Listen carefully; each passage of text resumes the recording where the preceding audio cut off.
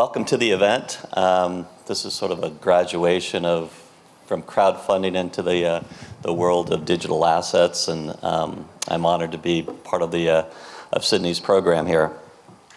Normally, an introductory address is used to render perspective or some level of prescience about a subject matter or a topic and something relevant to the audience. Not really this time. I'll nobly admit my ignorance in the area and skepticism in the ways of blockchain and cryptocurrencies. I do think that there is tremendous value in the former, namely blockchain. The cryptocurrency thing I'm still trying to get my hands around. Having researched and consumed and even deployed emerging technologies, I see both merit and hype in the subject matter. I'm still in learning mode, and I'm privileged to commute with so many bright minds and evangelists in this new space. My name is Steve Cinelli, and I'm a career banker. I was reared in the commercial banking world, delving into investment banking and then private equity. And I focus largely on corporate finance, and that includes some level of international trade finance. That's relevant because having dealt with currencies, a multitude of currencies, largely fiat currencies, I see the benefit of trading in various means and trying to rationalize and coalesce the application of digital assets in the same vein as I have in foreign exchange. In the late 90s, I became intrigued with technology as applied to capital formation and actually designed and founded the first of the online marketplace platforms, namely Off-Road Capital. This preceded peer-to-peer lending, this preceded marketplace finance, the OnDecks of the world, the Circle Ups.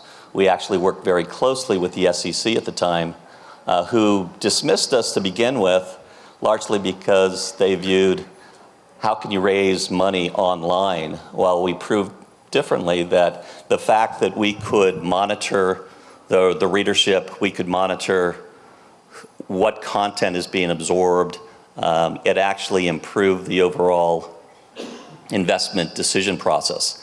And we ultimately, which we thought was a great coup, we ended up enjoying the presence of one of the former SEC commissioners onto our board. So working in conjunction with regulators was a big thing. I'm now engaged in a new financial technology model, trying to address the banking or the needs of an unbanked or underbanked marketplace. There's a market in California that's roughly about $50 billion in revenues that's largely crushed by cash.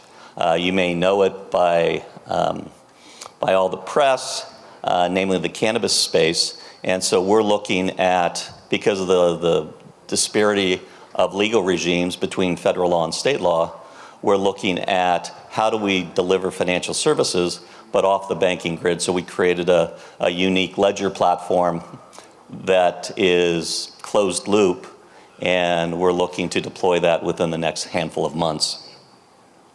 But back to blockchain and cryptocurrencies. In my homework of the space, one recurrent and provocative conversation has to do with trust. The use of cryptos may reduce transactional activity to a trustless state. If you don't have to rely on someone, you need trust that you need to trust. Is that a better outcome, more efficient and without challenge? As one having an interest in human nature, I do believe that trust makes us human. It's an element of relationship development. Does this become an ontological or metaphysical question or debate about the value of trust? By eliminating those that we trust, do we really remove part of our essential humanity? Yet, moving beyond the philosophical, the use of ledger technologies, I am now concluding that it's not about the essence of trust, but rather the cost of trust. We use intermediaries as trust guardians, whether they be banks or escrow agents, attorneys, or custodians. There's a cost to this, and the cost is a factor of both time and currency. Blockchain and smart contracts achieve a level of efficiency that do contribute benefits to the greater good and the economic models that we currently enjoy. As a trade financier dealing with documentary letters of credit, we were inundated with documentation, physical documents reviewing and needing review and confirmation. If all the documents in the payment initiative could be handled digitally with advanced permissions, that would be fabulous. Supply chain activities facilitated by contracts would be incredibly valuable, as they could be executed immediately in terms of time, effort, accountability, and addressing the nuances of commercial patterns. But as a financier, I'm frustrated with the multitude of cryptocurrencies and their basic use case. Whether Bitcoin or the 1,800 cryptos out there, I'm wondering, and yes, accept my naivete, about the application and usage patterns for these to actually work for some legitimate purpose. Volatility is the provocateur of a functional currency. I think the days of cross-border financing, I think of my days in cross-border financing where we're selling or buying in a hyperinflation economy, such as Argentina, Brazil, Venezuela, and other even early EU countries. The translation and transaction losses on a trade unhedged can change a transaction from profit to loss, which is not the meter of a basic business. Businesses have cost structures, cost of goods, operating expenses.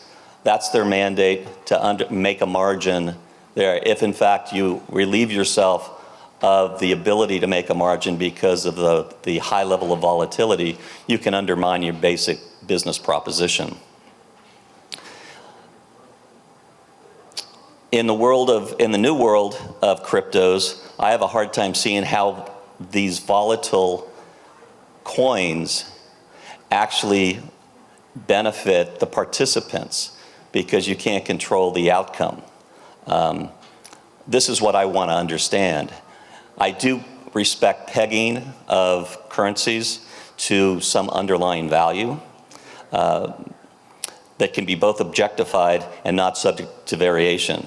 So my hope is that this series of conversations today can provide logical legitimacy and combat my naivete. Does this create a brave new world, or is this part of a new tulip craze? I'm anxious to learn, to converse, and to enjoy from the brilliant minds that are here today. I subscribe to the voice that the more you know, the more you realize you don't know. So let us welcome a new chapter of finance, and I'm all ears. Thank you.